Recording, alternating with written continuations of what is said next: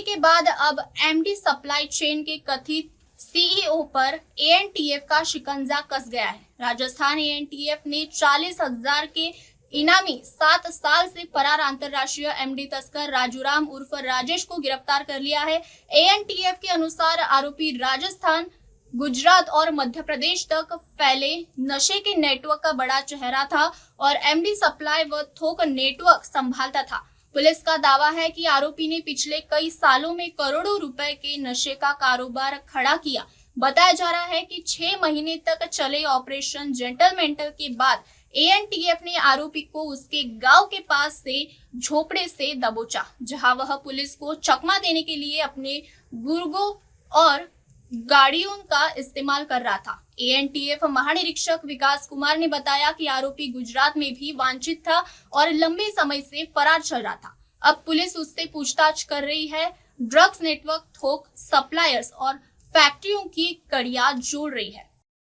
परंपरागत रूप से राजस्थान अफीम, डोडा चूरा और गांजा जैसे नशे की चपेट में रहा है और जब से इस खूनी एमडी की दस्तक पड़ी है, जीवन का, नशे का पूरा परिदृश्य ही बदल गया है। एमडी यानी मृत्यु दूत, एमडी यानी मौत का द्वार।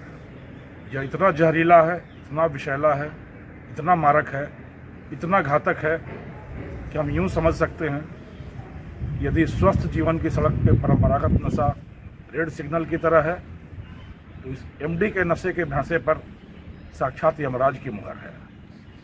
1 वर्ष में वित्तीय व्यवस्था चौपट, 2 वर्ष में सारे सपने खत्म और 3 वर्ष में यमलोक के द्वार पर दस्तक। यही पटकथा है, यही कहानी है एमडी के नशे की। और इसी कारण इस एमडी के विकराल नशे पर वक्र दृष्टि, विध्वंसक दृष्टि पड़ी है एएनटीएफ की। और यह देखने में आ रहा है कि एक के बाद एक स्वयंभू सरगना, बड़े बड़े खंभे टूटकर धराशायी हो रहे हैं। याद होगा कि कुछ ही हफ्ते पहले एमडी के धंधे के मुख्य सूत्रधार एमडी सरगना रमेश जेडी नाड़ी को ऑपरेशन विषाणु बाहु चलाकर एएनटीएफ ने कलकत्ता से गिरफ्तार किया था। उसी का अभिन्न पार्टनर, उसी का सबसे मजबूत दाहिना हाथ राजेश उर्फ राजू, पिता पांचाराम, निवासी धोरीमन्ना,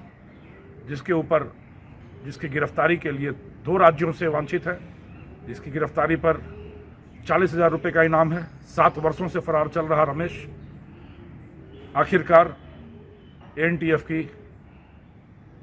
के शिकंजे में कल आ ही गया।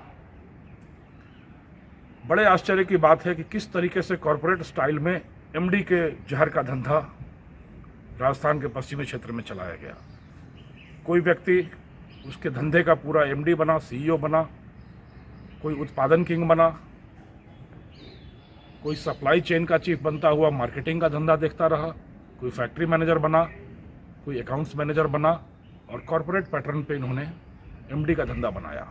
राजस्थान में करीब 1 दर्जन एमडी की फैक्ट्रियों की स्थापना करके अभी तक की पूछताछ के हिसाब से रमेश, जो कि इनके सप्लाई चेन का, जो कि इनका मार्केटिंग चीफ हुआ करता था, अभी तक उसने कबूला है करीब 100 करोड़ रुपए से ज़्यादा की एमडी वो मार्केट में सप्लाई कर चुका है। यह बड़ा शोचनीय है कि हमारे राजस्थान में और राजस्थान के आसपास 100 करोड़ रुपए से ज़्यादा की एमडी परोसी जा चुकी है, जहर, मौत का सामान परोसा जा चुका है इन व्यक्तियों के माध्यम से। और दूसरी विडंबना यह कि पिता बॉर्डर होमगार्ड में होकर सीमाओं की सुरक्षा करता रहा और बेटा जहर का धंधा चलाकर कानून की सीमाओं की धज्जियां उड़ाता रहा।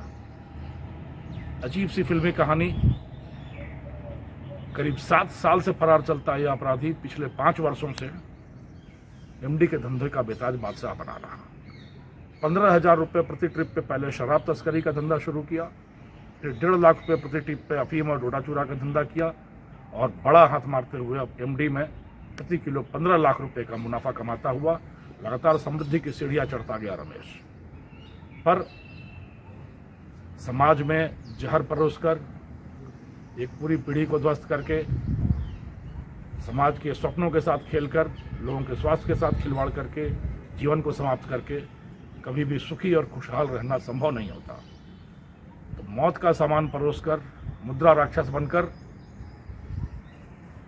यह मोटे ताजे बकरे की तरह होते रहे और बकरे की माँ कब तक खैर मनाएगी, ऐसा जाल बुनेगा एनटीएफ कि खुद जेल की सलाखों के पीछे आएगी।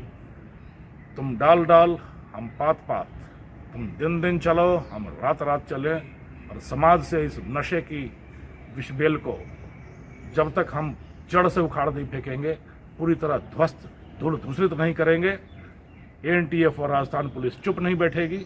लोग हमारे साथ हैं, सबके हमारे हाथों में हाथ है और इस नशे की विषबेल का पूर्ण समापन तय है। बस देखना यह है कि कितनी जल्दी हम सब मिलकर इस अभियान की पूर्णाहुति करते हैं। धन्यवाद। जय हिंद। जोधपुर से अंकित पुरोहित की खास रिपोर्ट। आइए बढ़ते हैं अगली खबर की ओर।